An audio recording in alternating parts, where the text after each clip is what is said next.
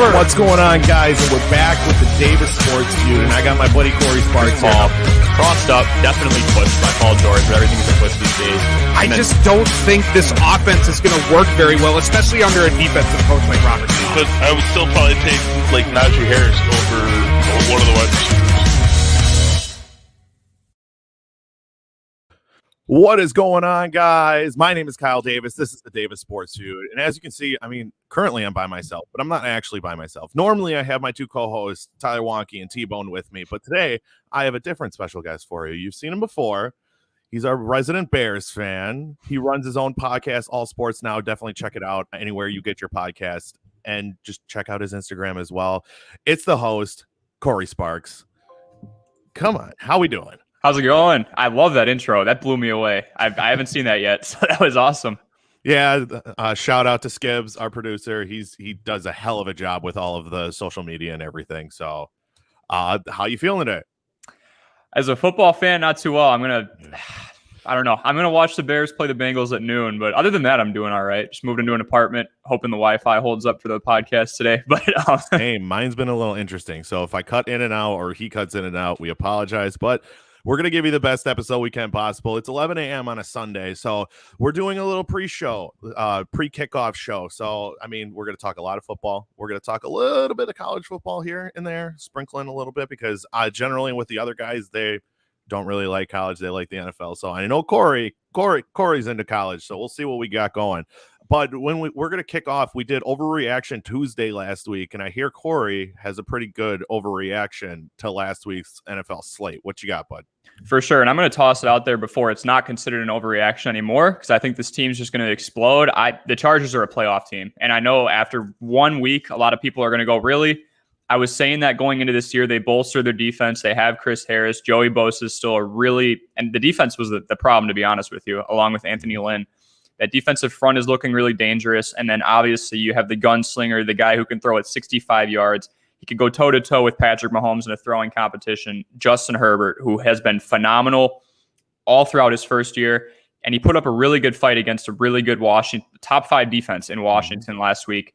And I think he's going to absolutely explode today. But I think they're going to scrape in there. I'm calling it wild card. I'm not ignorant enough to say they're going to take the division from the Chiefs, but I think they can beat up the Raiders and the Broncos pretty well. So I have the Chargers going in that 10-7, maybe 11-6 range. I think Herbert is really going to get a stranglehold on that division other than the Chiefs, and they don't have the toughest schedule either. So I have the Chargers being a playoff team after losing a lot of really close games last year. So I got one more overreaction as well from last week, and it is about this team in that division. It is the Kansas City Chiefs, and I think my overreaction is that receiving core, if they're not healthy, that team could easily drop 7-8 games. They could still easily win the division, but I think the depth of wide receiver, losing Sammy Watkins, was a lot bigger than people are realizing. Yeah, they have a rebuilt offensive line, but if he doesn't have really good receivers to throw to, I think Patrick Mahomes might take a big step back.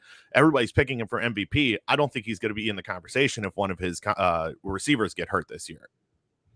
Yeah, I'd have to agree with that. And even with Patrick Mahomes, I feel like it's becoming voter fatigue. I know he only got it once, but he set the bar so high in his first full season when he had 50 touchdowns. If he were to lose any of those pieces at all, especially like Mecole Hardman, that's a huge drop-off from Tyreek Hill.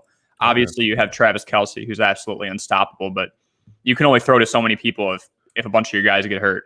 Right, and to build off your Chargers overreaction, they faced a really good Washington football team defense. This week, they're going against the Cowboys, so they're about to light up the scoreboard this week. If you got any Chargers in your fantasy football team, definitely start any of those players. Justin Herbert, Austin Eckler, Keenan Allen, Mike Williams. Yep. Like they got weapons loaded. They have a better offensive line. I just think the Chargers are going to run rampant all over the Cowboys defense all day. And I think that's going to look like Big 10 or Big 12 football out there for that game. So it's going to be a little interesting, but why don't we get into the slate a little bit? And why don't we do you a favor and start with your team? We got the Chicago Bears coming off of a loss to a really good Rams team, which is one of my Super Bowl picks. Now I'm switching my Super Bowl pick, but to a Cincinnati team that we thought were going to be pretty bad this year, but ended up taking the Vikings to overtime and kicking a field goal with like a minute left in overtime. What do you see how this game goes. Do we see Justin Fields in that little sprinkle role like that they've been doing, or is it going to be a lot of Andy Dalton today?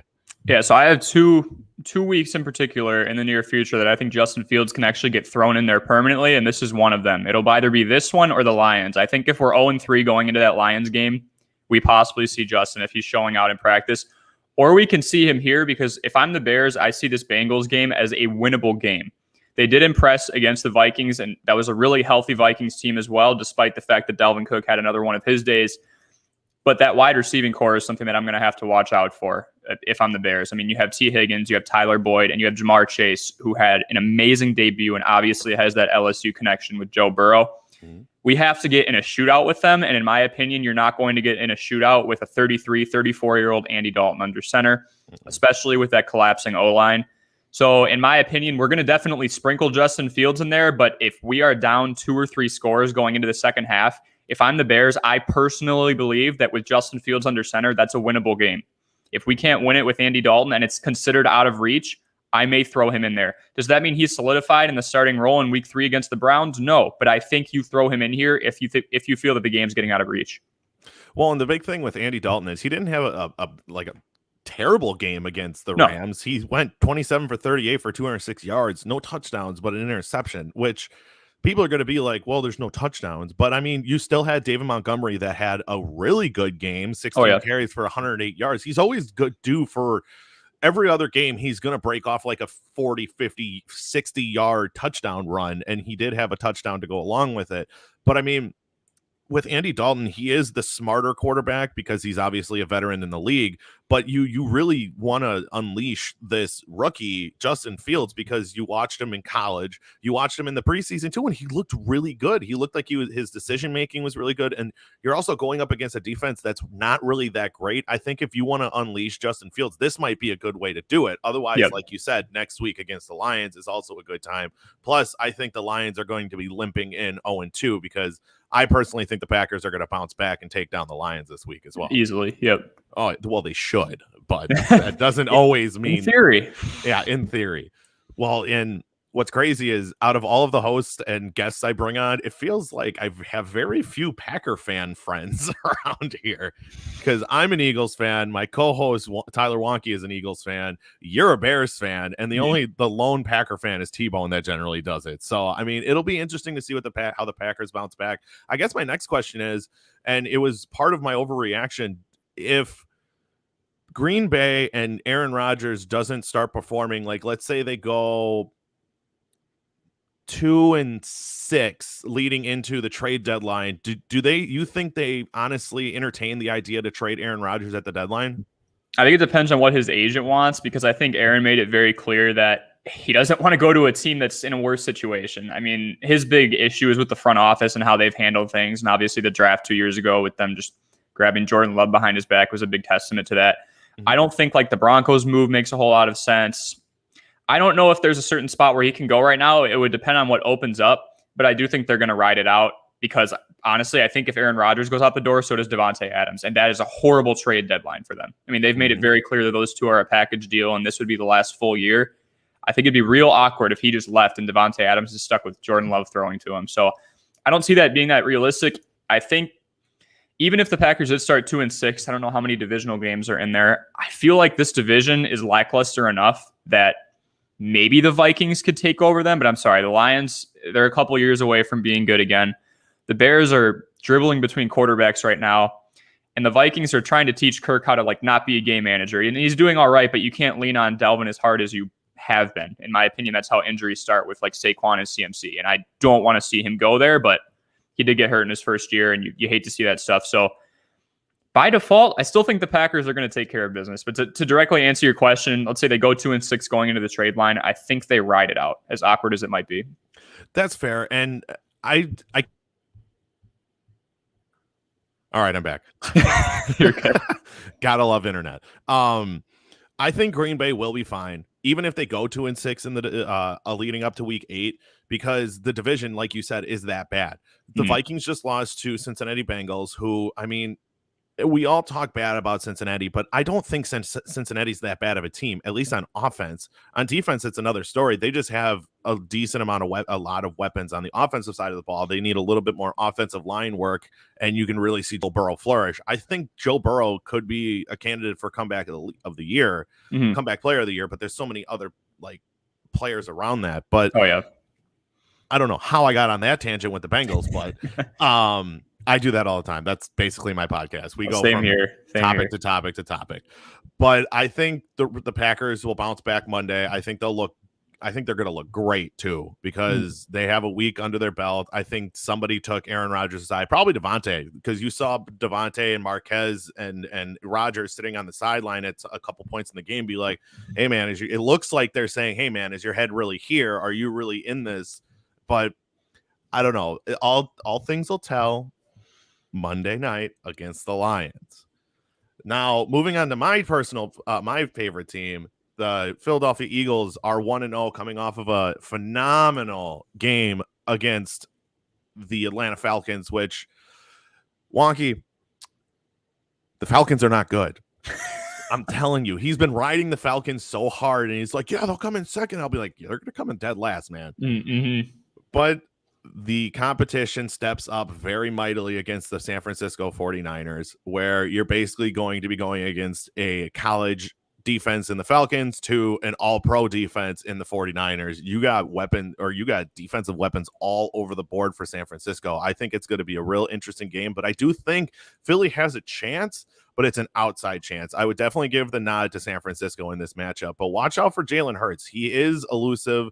He has, I don't want to say the elite speed of like a Lamar Jackson, but maybe closer to like a Kyler Murray with a little bit less of an arm. And he does have weapons, a lot of short weapons, but they're fast. Everybody on the outsides are fast. Miles Sanders is still good. And if healthy, this offensive line can still be a top 10 offensive line in the league. I don't know. What do you think? Am I just being unrealistic, or do you think San Francisco is going to blow the doors off of Philadelphia here today? I don't think they can blow the doors off them, mostly because, they were like absolutely bullying the Lions for about 2.5 quarters, and it got into garbage time. It got to the point where I'm like, all right, here come the backups, right? And it ended up being like a 1 or 1.5 possession game. So by all means, the door is open. Is that partially because they started to play softer coverage, which is what you do when you're up 3 or 4 scores against a team like the Lions? No disrespect, Detroit. I don't know. But I do think Jalen Hurts has a lot of potential. I was very impressed by Devontae Smith's debut. I think Rager will be fine. Miles Sanders is still a top 10 running back, in my opinion. You have the tools. You're just a very young team. Could it happen? Absolutely. You're just going to have to hope that there are some holes in that San Francisco defense today. And is Jimmy G still starting for them? I believe so. Yes. You can't rely on him to have an amazing game. You need the defense to be a supporting role for him. And you need that backfield, which is ever turning now with Raheem Mostert continuously getting hurt in the first couple of weeks, to produce as well. So that brings up the O-line. That they better hold up. It is possible. It's definitely not like the biggest upset of the week at all. Like, it is definitely possible. I do have the 49ers, but I have it being extremely close if it does happen. That's fair. I also think I'm going to take the 49ers, and that's going to lead us into, we're just going to get into the whole slate. We're going to, if we've talked about them already, I'm just going to ask you for the picks. Like this game, you have 49ers, as do I. The next game that's on the list is Bengals-Bears. We did talk about that a little bit. Who do you have in this game? I got the Bears just edging it out, and I don't know who's going to finish under center, but I do believe that we can beat up that defense, and we're going to have to get in a shootout with that wide receiving core, but I think it's possible. I think it's, like you said, I think it's going to be a close game early. I think something could happen at halftime that it's going to sway either one way or the other. I don't think your defense is as good as years past, though. No, they aren't. And it's incredible because most of those weapons are still there. You still have Khalil Mack. You still have Roquan Smith. You still have a lot of weapons on that defense. But, I mean, it's a lot less. Like, you don't have Adrian Amos from a few years ago. He's been in Green Bay a couple of years. Just blowing it up over there. You still have that secondary. You had Kyle Fuller. He's gone. We shipped him off to Denver. So, I mean, like, we lost. It is our secondary pretty much. Our front seven is beautiful. Roquan is a very underrated linebacker in general, but our secondary is just, it's horrible. We have Kendall Vildor. We cut Desmond Trufant going into the year, which I don't agree with, but he must have had a really bad camp. Yeah, it's our secondary. And against this Bengals team, that scares me. So that's fair. You have the Bears. I'm going to take the Bengals in an upset. I think it would be considered an upset, even though they're 1-0 and the Bears are 0-1. I think the Bengals have an opportunity to really light up the scoreboard with a not damaged, but an underwhelming secondary. It's just a matter of how fast can that front seven of the Bears get to Joe Burrow, because That's exactly it's still not a great offensive line. So I think it's going to be a real interesting dynamic in that game alone. Moving on, we haven't talked about these two teams yet. The Cleveland Browns come off of a narrow loss to Kansas City, facing a 1-0 Texans team that a lot of people were freaking out about that. Oh my gosh, the Texans can actually be good, myself included, but they're going to get a real test here against Cleveland. I personally think the Texans do not really have enough firepower. They have a surprisingly good receiving core, and for some reason, all of the running backs in the world. But I mean, I think that Browns defense is so good that it's just going to suffocate the Houston Texans. And I actually have the Browns winning by 2 touchdowns. Oh yeah, easily, if not more. I have the same thing happening. I ate my words. I literally said there is an outside chance that Houston will go 0-17 this year, and it took them 1 week to destroy that because Trevor Lawrence was running for his life for the first half, and the game got out of reach at that point. Yeah, I have Cleveland winning by at least 2 touchdowns. I think the front seven, Myles Garrett's going to get a pair of sacks today, and I think Baker's going to have a lot of time to spread the ball out. Nick Chubb's going to have a good day. No disrespect to Houston. If anybody out there has anybody in fantasy on Cleveland, you should probably start them. They're going 100%. To have a good day. That Houston defense is not as good as it looked against an inexperienced Jaguars offensive line and a rookie QB under center. Cleveland will win by a lot today. I'd be shocked if they didn't. So quick fantasy question. If you are a fantasy owner, I don't think anybody would draft. Would you pick up anybody off the waiver wire from the Houston Texans? Even one of those running backs, maybe a wide receiver, even a kicker? It depends on I could see a kicker. I believe they still have Kai Fairburn. If he's out there, kickers are weird. A lot of people will go, if it's not a good team, that doesn't matter. I've always targeted teams that I feel don't have the ability to finish a drive because those are field goals. That could happen. That could definitely happen, especially if this game gets pushed into garbage time and you see Cleveland start to play a little softer and all of a sudden Tyrod and Brandon Cooks and Mark Ingram and Phillip Lindsay are driving down the field and they get a couple of, garbage scores. I would go with a kicker. In terms of the waiver wire, Brandon Cooks is definitely not going to be on there, but I have him on one of my teams solely for the purpose of garbage time. I think teams are going to, let off. They might even put their backups in with how bad this team could get blown out a lot this year. And look, someone's got to get yards. I mean, it's an NFL game. They're a professional team. They can't have 10 or 20 yards. Someone has to get yards, and you're not going to run the ball when you're down 4 scores, right? No. So, I mean, I have Brandon Cooks. So he's a good one. He won't be on your waiver wire. So, grab Kai Fairburn if your current kicker only got a couple extra points the other day. That's fair. So are we both picking the Browns? I feel like that's a little bit Browns of an by a landslide. Pick. Yeah. Moving on to the next game, I think is considered a marquee game in the noon schedule is the LA Rams against the Indianapolis Colts. Now, the Colts are going to be the weirdest team all year. I have music in my ear. Hold on. You're good. Gotta love using ESPN. All right. So the LA Rams facing the Indianapolis Colts. I think the Rams are going to be favored in almost every single matchup of this year, unless they face I think they face the Packers and the Chiefs this year. So they might not be favored in those 2 games, but who knows? Green Bay could still be a dumpster fire and Kansas City could lose a receiver. So I personally think the Rams to have the best chance out of the NFC to go to the Super Bowl. I'm definitely picking them to win this game, but I'm not as confident because the Colts are such a wild card this year because you don't know what Carson Wentz is actually going to give you. That defense is still really good. They bolstered a top 5 defense in the league last year. They just didn't prove it last week. And I think these injuries that happened between Carson Wentz, Quentin Nelson, and a couple other pieces, they're without T.Y. Hilton, but they have a good running back room, a solid offensive line when healthy. They have a couple solid weapons outside, but I still think the Rams are just going to suffocate that offense, and they're just going to dominate that game. I think it's going to be a 10-point win for the Rams. Agreed. I think Indianapolis was playing a very dink and dunk offense from the little parts of the game against the Seahawks that I saw, and that's actually what the Bears do a lot too. We don't really like to attack people deep other than throwing it to Allen Robinson every once in a while or Darnell Mooney. So when we played the Rams last week, we were throwing a lot of bubble screens. And the Rams are no longer using Jalen Ramsey as a cornerback who would play in man. They're literally just shifting him to where the most guys are and going, I don't care who's blocking. And they started destroying us. So I'm very scared for the Colts because I saw them do that a lot last week too. It was a lot of dink and dunks, quick slants, comebackers, and 10 to 5 yards, bubble screens. If the Colts have a chance, I mean, Jonathan Taylor is going to have a great day. I think it's going to start with that running game, but I have the Rams winning by like 10 to 14 points, to be honest with you, because you can't threaten them deep. If you try and dink and dunk, you're going to get a face full of Jalen Ramsey's shoulder. I don't think it's going to go well at all. So, I'd have Rams like 30 to 20, 30 to 17. I don't think we've disagreed on any pick yet, but I think we had Cincinnati and Chicago. Yeah.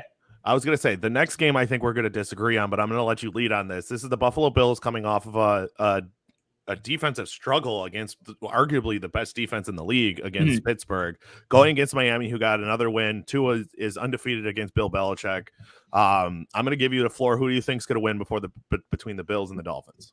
Yeah, so if the Bills play like they did a week ago, no chance in hell they win this game because like the Dolphins are a phenomenal defense. Their secondary is really good, and we saw that show against Bill Belichick, Mac Jones in his debut last week. But I think with Josh Allen, who's now in his third year, I believe, I think he's going to wake up. I think we're going to see a lot of deep balls go to Stephon Diggs. They are able to challenge that secondary with the wide receiving core that they have. But I also think Cole Beasley is going to play a huge role. I think they're going to fake a lot deep with Diggs and then look for shallow crosses, something more accurate and shorter underneath to Cole Beasley. I think Singletary and Zach Moss will get going in the backfield. Josh Allen will be able to truck.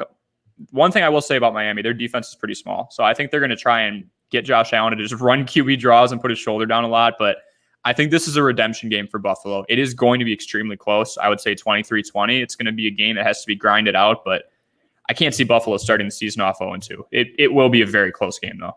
What's crazy is I want to pick the Bills because they are my other Super Bowl pick. But I want to see how they bounce back because last year they didn't really deal with a lot of adversity until they got to the playoffs for the Buffalo Bills. I want to see how they bounce back. Okay, let's be honest. The Bills defense is going to show up and Miami is not going to be very good on offense because I still don't believe in Tua. I mean, he's only a sophomore in the league. So, I mean, I think he's going to take another step forward next year. I still think he's going to struggle a little bit this year. Josh Allen took a massive step between rookie and sophomore year. And then I think sophomore to third year, I think he's a third or fourth year quarterback, but I see a real tough day for Tua. I was trying to figure out ways to pick the Dolphins. I really wasn't. I could not do it. Too many weapons on the outside for Josh Allen, arguably a top 3 quarterback in the league. You have still Tre'Davious White on the other side. You have all of those weapons on the defense. They're not like dominant defensive players, but as a group, they're one of the best defenses in the league. I think that the Bills are still one of the most complete teams in the league. I got Bills I'll say by 6. Okay. Yeah. So moving on to the next game. So we both picked the Bills, but moving on to the other division game, it is Patriots and Jets. Let's be honest. Do we think this game's going to be close? I think it has a chance if Zach Wilson plays the way he did in the second half, but the reason he was playing so good in the second half is, again, it was getting close to garbage time. I think Mac Jones controls the tempo. I think that Damian Harris is going to have a very good day. I know he went down with some type of injury mid-game, and then he came back a quarter later last week. I think it's going to be on the brink of like New England blowing the doors off this thing. Like I could see them winning 10, 13, maybe 17 points, but I think the Jets still have a lot of growing to do. Very impressed by Corey Davis' performance last week with a pair of touchdowns. Great fantasy target. He should not be on the waiver wire, but if for whatever reason he is, you're in an 8-team league, do yourself a favor and put him on the bench or maybe a wide receiver 3 spot. But no, I have New England winning this by 10 to 13 points. I think their defense is going to hold up just fine. And Zach Wilson's still got some growing to do. So I think it's going to be a duel between the 2 rookie quarterbacks, and Mac Jones looks a little better in my opinion. So I forgot to ask you a question on the last game because this is my biggest fantasy question of the week. For the Dolphins Bills, is Mike Gesicki a drop? You have to drop him, or are you just stashing him and picking up a different tight end and hopefully he finally figures it out? It depends on what situation you're in. I'm in a money league and I had him. He's gone. He will never be on my lineup again. Unless he just blows the doors off of, the defense that he's going against. But I have some notes on him. I mean, last year Miami was 21st in the league in passing play percentage, which is not very appealing if you have a tight end. Granted, New England was one of the best teams last year against tight ends for fantasy, so you have to take that into account. But then you look at Tua as a dink and dunk guy. I don't believe in him a whole lot either in terms of throwing down the field yet. They run the ball a lot with Myles Gaskin. Will Fuller's coming back. I don't see him getting a lot of touches. I don't think there's enough targets to go around. So I would drop him and explore the market. I personally grabbed Jared Cook because of that high-flying Chargers offense. He had 8 targets last week. He's their third option. I mean, you have Mike Williams and Keenan Allen obviously ahead of him.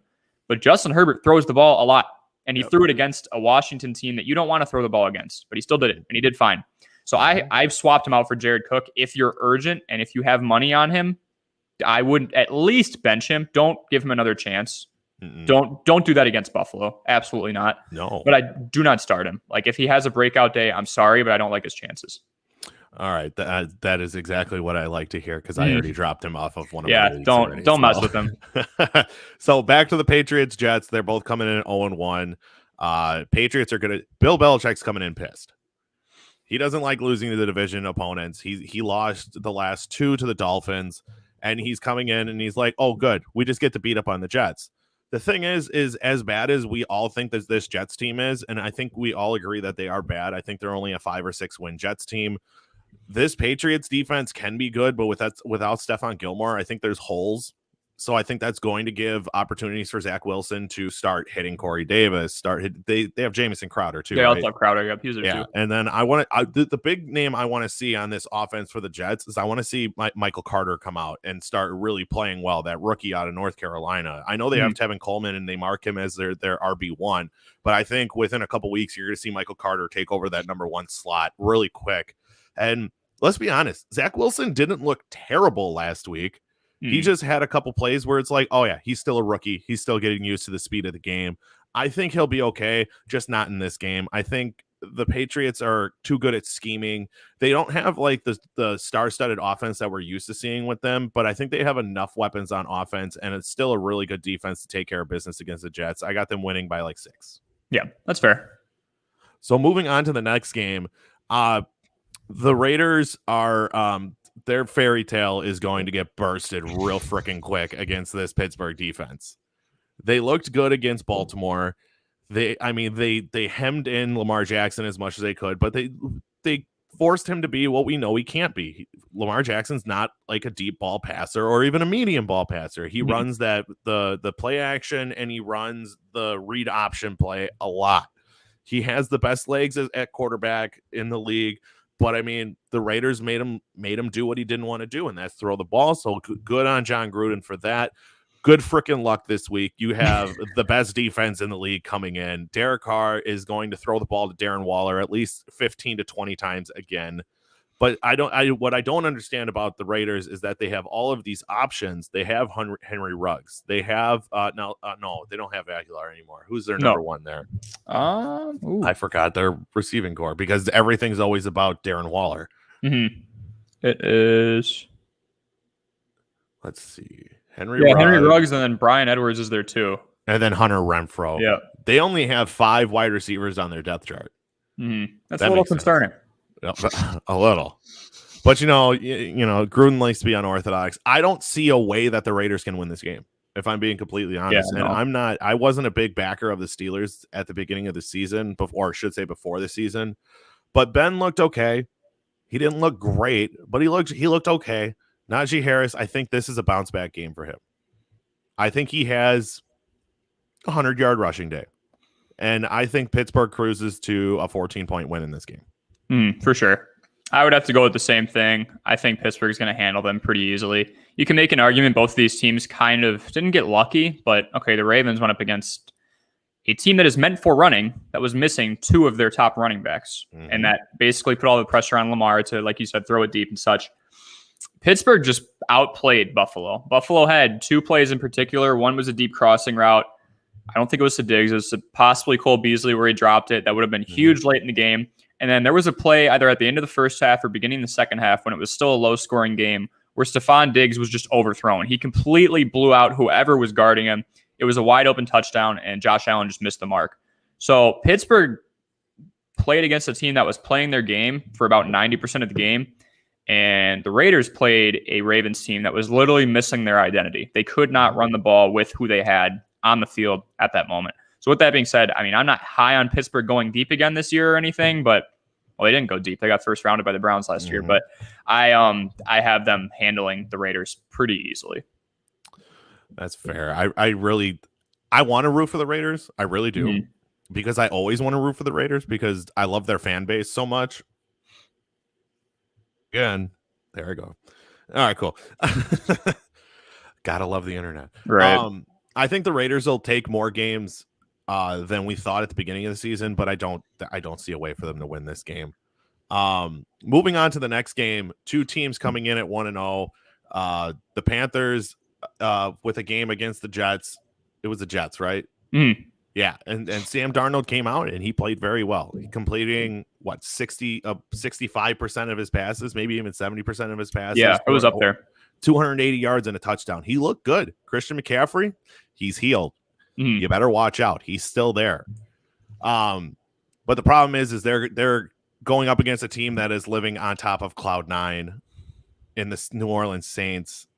I think the confidence boost after not only beating but destroying the Green Bay Packers is going to be something special. I think that game in Jacksonville between the Packers and the Saints, a lot of that heat that was down in Jacksonville attributed to a lot of problems with the Packers. I'll get into that half a little bit more, but the Saints are used to that weather because, I mean, it's not as tropical in New Orleans, but it's still hot as shit. Oh, yeah.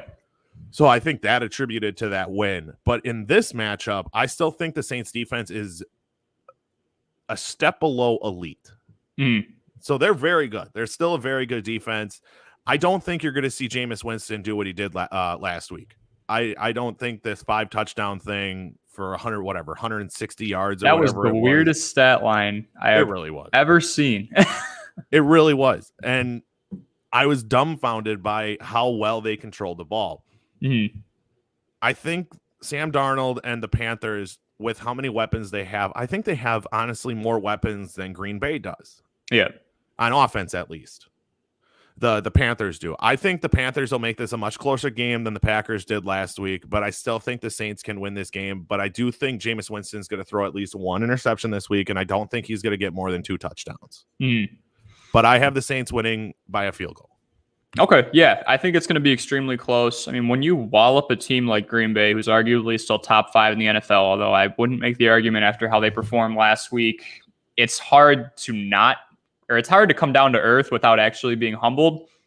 So what I'm trying to say here is, the Panthers are going to be a step up in terms of playing, but I think Lattimore is going to be a huge key for them. Like you said, they're a step below elite. Cameron Jordan's still really disruptive on the defensive line, but I think Lattimore is going to lock up Robbie Anderson, and it's going to come down to what CMC can do out of the backfield, whether it be catching it or running it up the middle or out to the side on a few HB stretches, or it's going to come down to DJ Moore, to be honest. I think they have to use their other weapons, and they didn't really rely on Robbie Anderson last week. He had 1 reception for 57 yards, and I believe that ended up being a touchdown.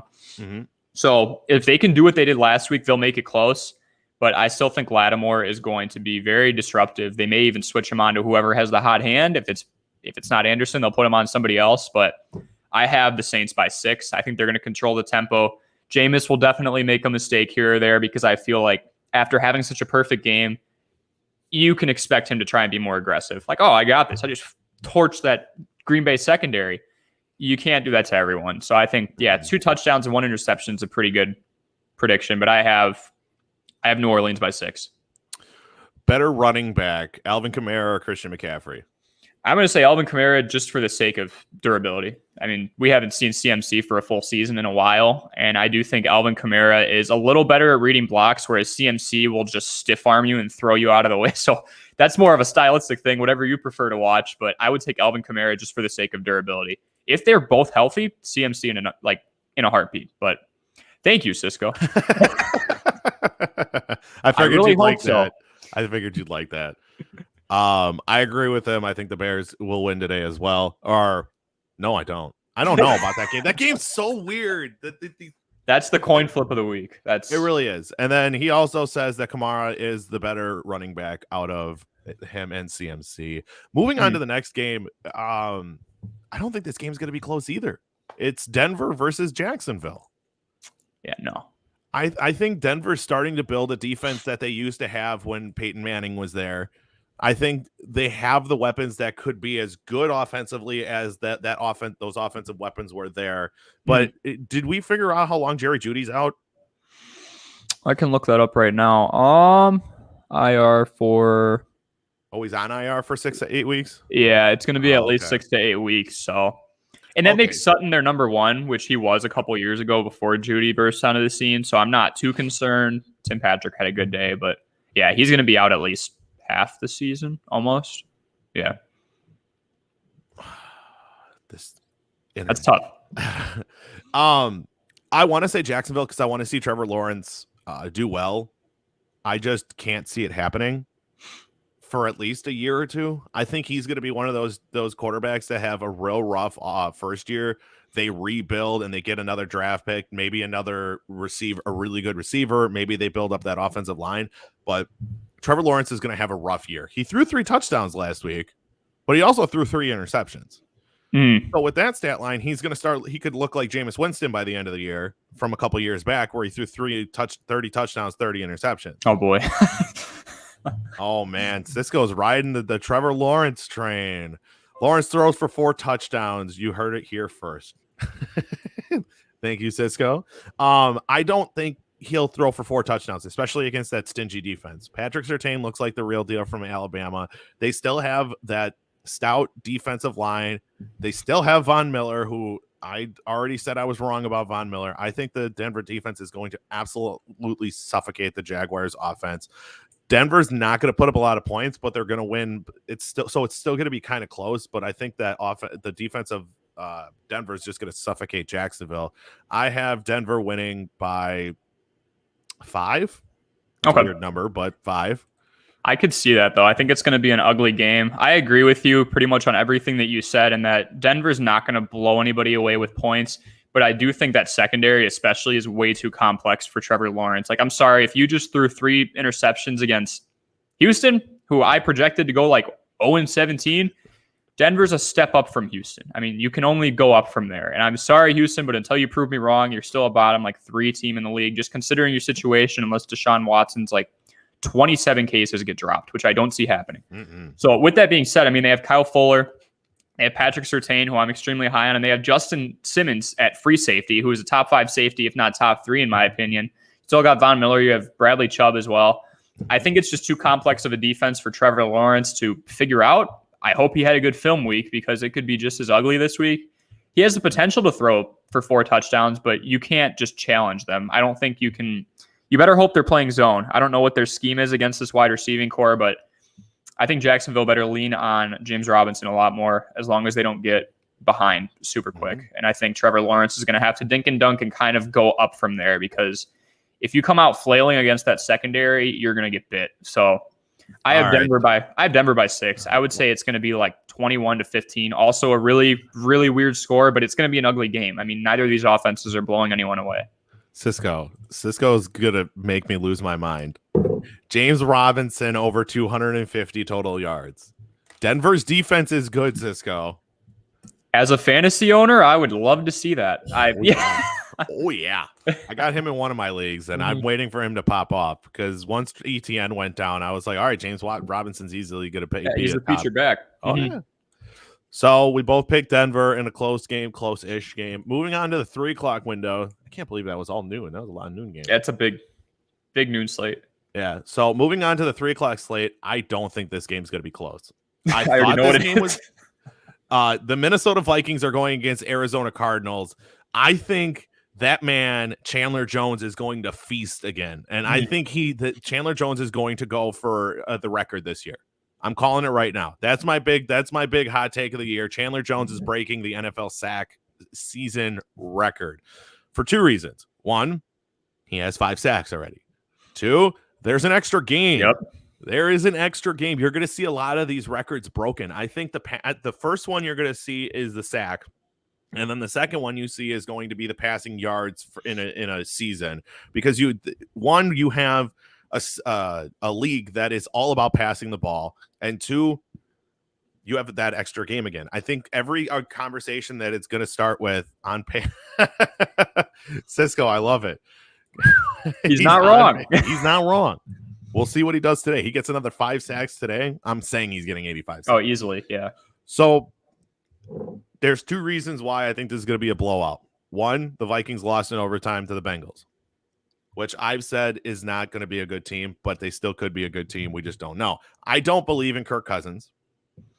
I think he has 2 of the best weapons in the league, one of the best 1-2 tandems at wide receiver, and you have arguably a top 3 running back behind you.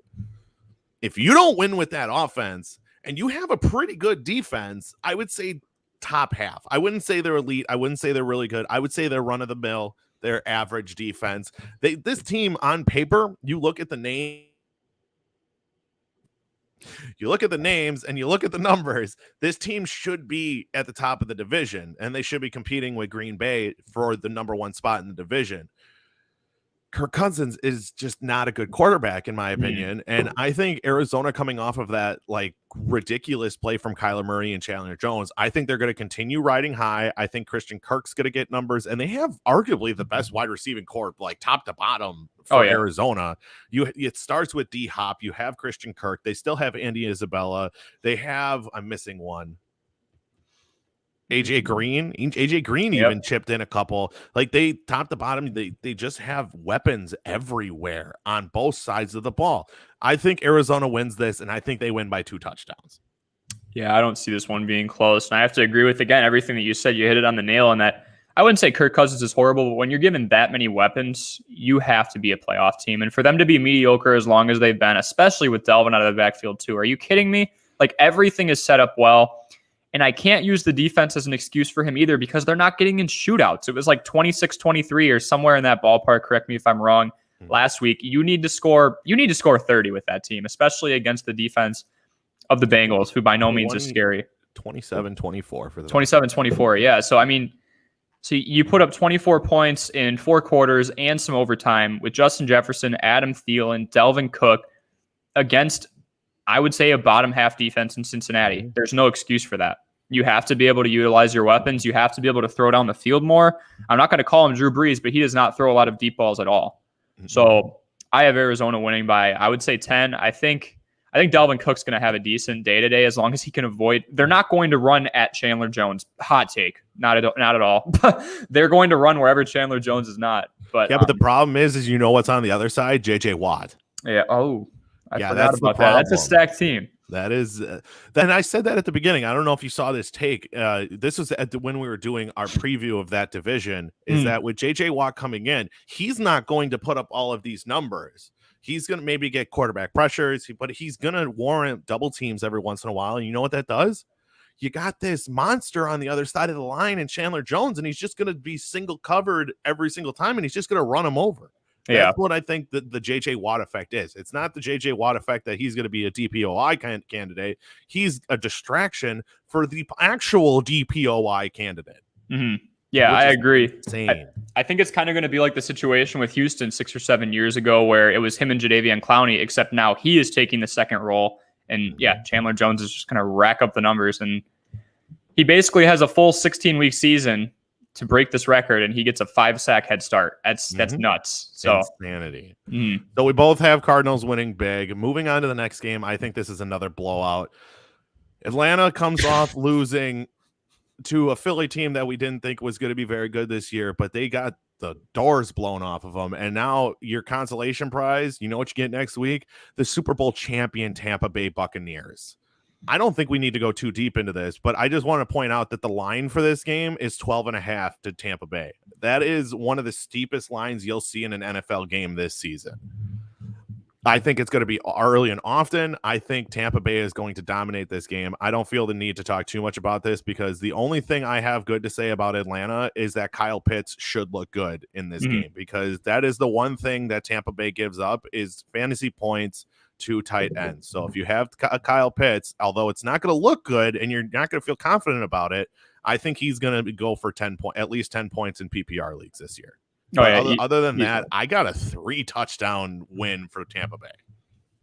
Yeah, I think that 12.5 point spread is very generous by the odds makers. Yeah, I have to say the same thing. I think the other Kyle's going to get some action. I expect Kyle Trask to be in there by the third or fourth quarter because I think it's just going to get that ugly. I don't think there's a need to put Brady in a situation where he can get hurt. Not that this Atlanta team is going to get after him, but yeah, I could see like 35-10. It will not be pretty at all.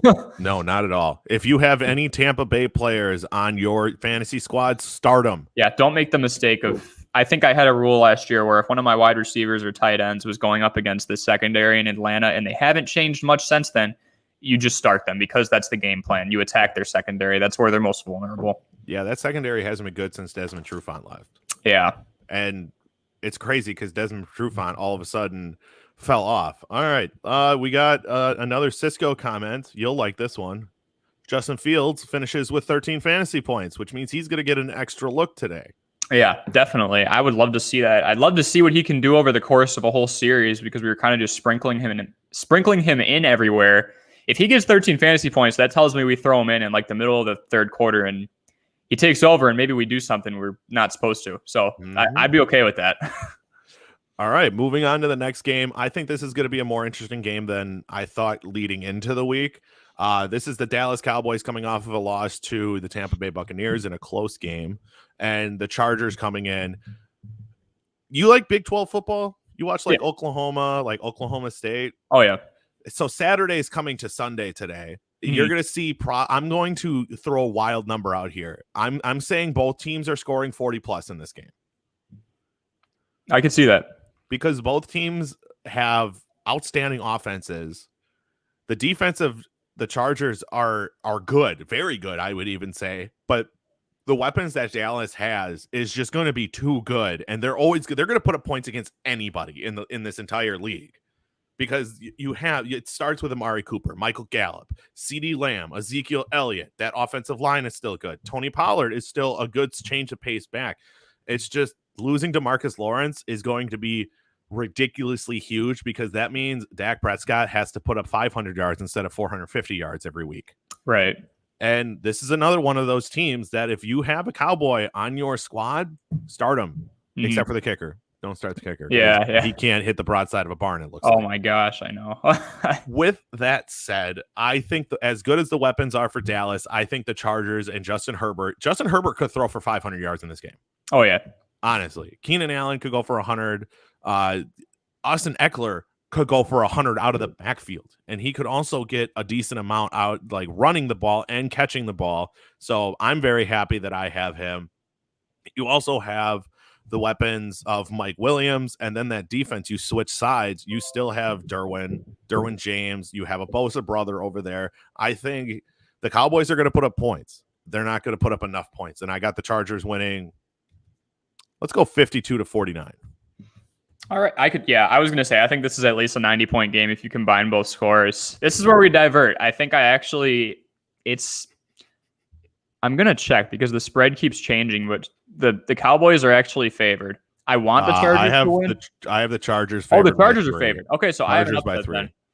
I have an upset. I think. So what they're basically doing is because the line is usually give 3 points to home field advantage. So they're basically calling this a split. A toss-up, yeah.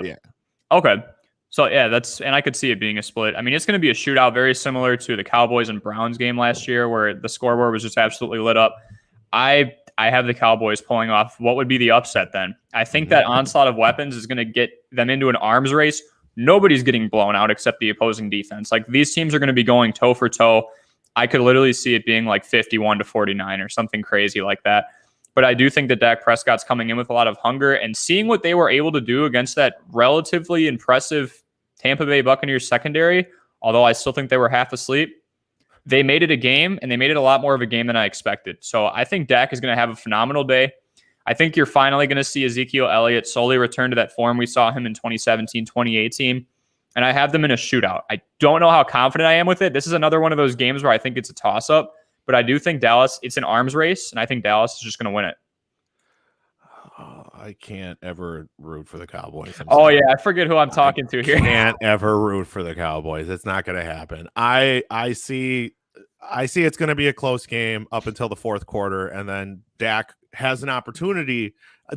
Quote me on this. I swear to God, if I call this, I'm going to be amazed because I think this is exactly what's going to happen. The Chargers are going to score with like 2.5 minutes left, and they're going to take the lead by like 2 or 3, and Dak's going to drive down the field, get you around the 40-yard line, and throw an interception. That's what I'm calling for. That seems way too accurate. And I think it's going to happen. If I called this, I'm going to gloat so hard to the guys on Tuesday.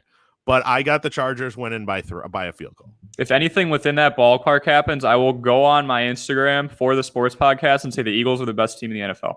Let's go. I will gladly do that.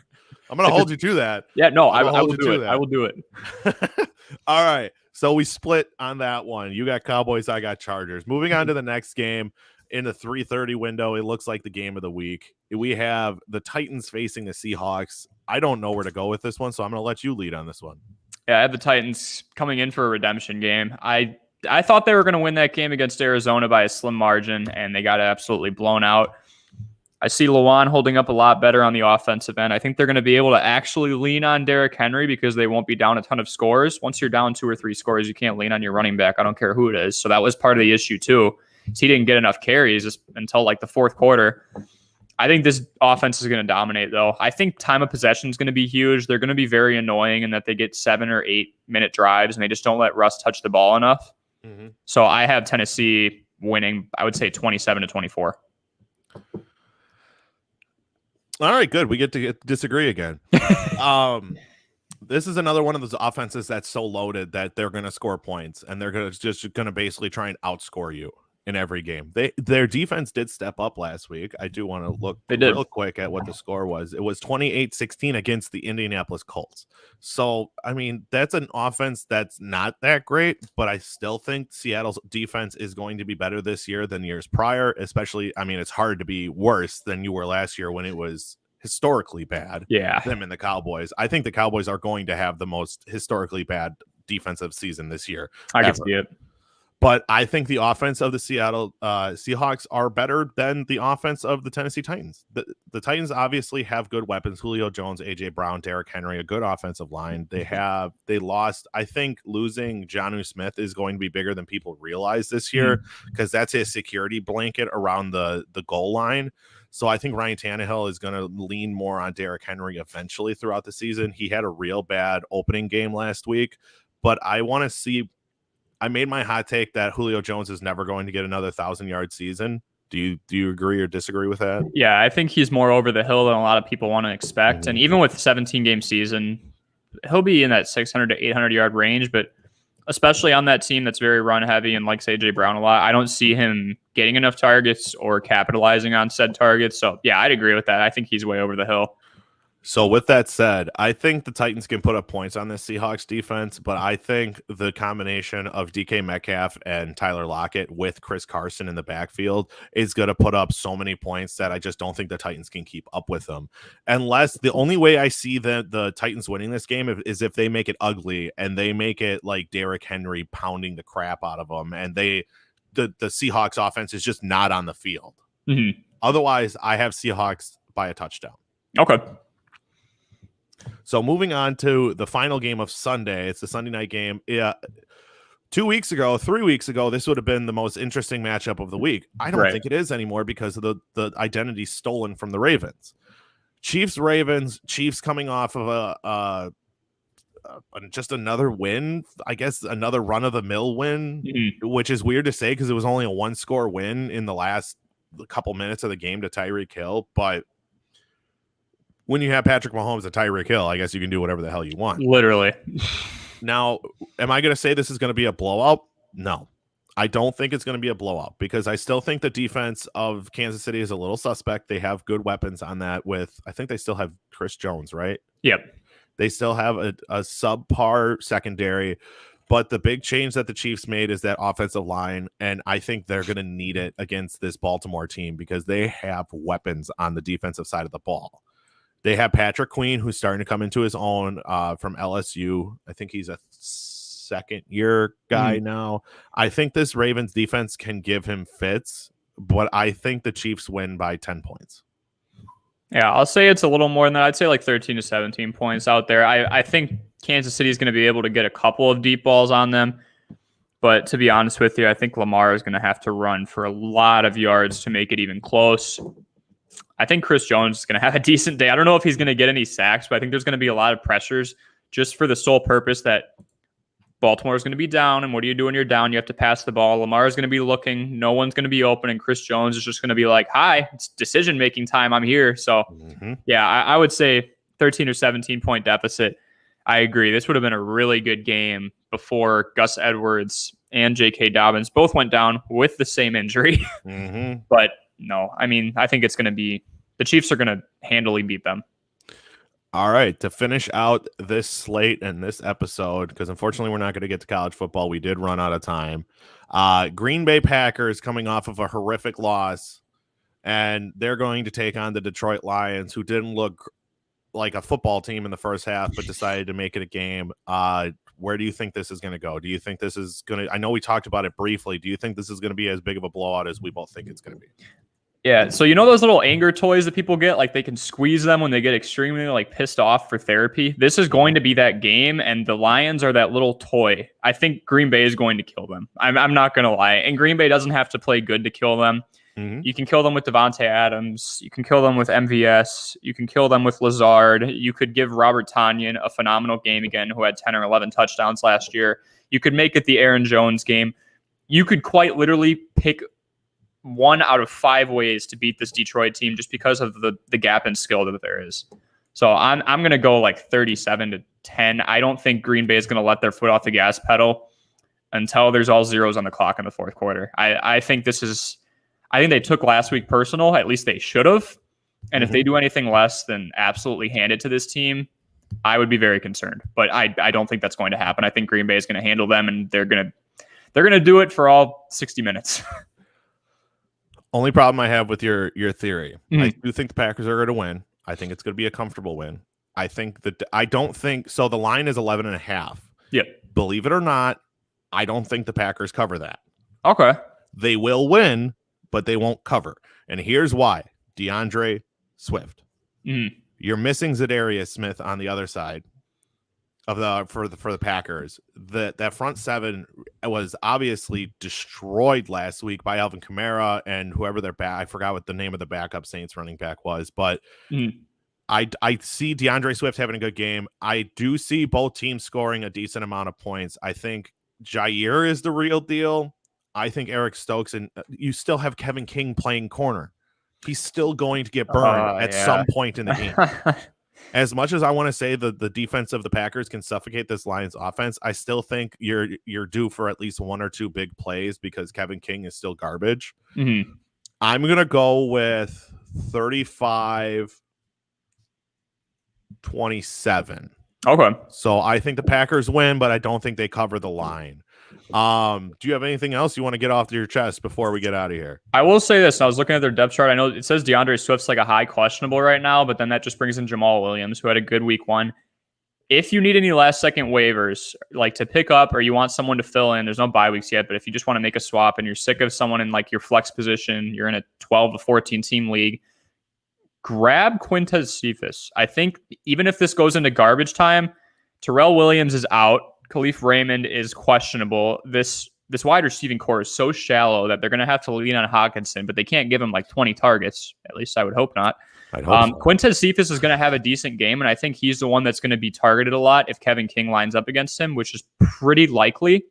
I mean, Alexander could go up against him too. We'll see what kind of defensive package that they bring out, but I don't think a lot of people in your league will have Quintez Cephas, so look out for him. Just in general, he could be a good pickup for now and even in the future. And then my quick pickup is Philip Lindsay of the Houston Texans. It looks like he's going to emerge as the number 1 guy there. I think it's very obvious that he should be the number 1 guy there. They just have so many weapons, but I think they're going to have a lot of like interesting matchups that towards the beginning of it, and he's a good catch out of the backfield.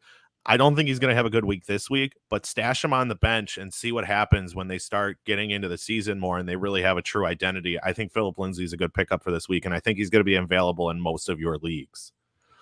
But for the Davis Sports Feud, before we get out of here, why don't you shout out all of your stuff on for your podcast, bud? Yeah, for sure. Thank you, Kyle. So yeah, it's All Sports Now. You can find us on Instagram at all.sportsnow. Otherwise, wherever you get your podcasts, whether it be Anchor, Spotify, Apple Podcasts, we're up there. We're doing bi-weekly episodes. Took a little bit of a hiatus because I had to move up to college and I'm in a new apartment here. But we'll have another episode out on Monday. We do every other Monday. And we're focusing predominantly on the baseball season since they're going into the playoffs. And then obviously football is underway. So we got to give that some attention too. But yeah, feel free to check us out. We're pretty interactive on social media too. And we do a lot of things with the Davis Sports Feud. So I'm sure this won't be the last time you see either of us.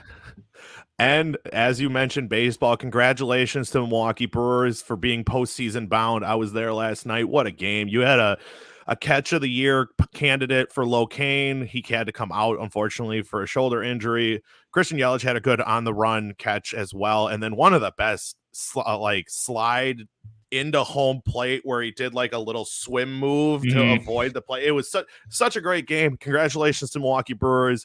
They make the postseason for the 4th straight year, and especially it feels great to get it done against the Chicago Cubbies. Oh, yeah, or what's left of them. Very true. But I think that's all for one day. Thank you so much, Cory, for coming on, and definitely check out his podcast. And as for mine, this is the Davis Sports Feud. You can check us out on Facebook and YouTube for our live episodes, and definitely check out the Instagram, Twitter, and TikTok because we're doing a lot of work on there, and then Spotify and Apple Podcasts. Guys, for the Davis Sports Feud, I'm Kyle Davis, and that's Cory Sparks. You guys take it easy and have a great day. First, eat that W, Philly. Put it on his head. It says Wesley Matthews Jr. Dodgers win! Finally! The wait is over. What's going on, guys? And we're back with the Davis Sports Feud, and I got my buddy Cory Sparks here. Crossed up, definitely pushed by Paul George, but everything's a push these days.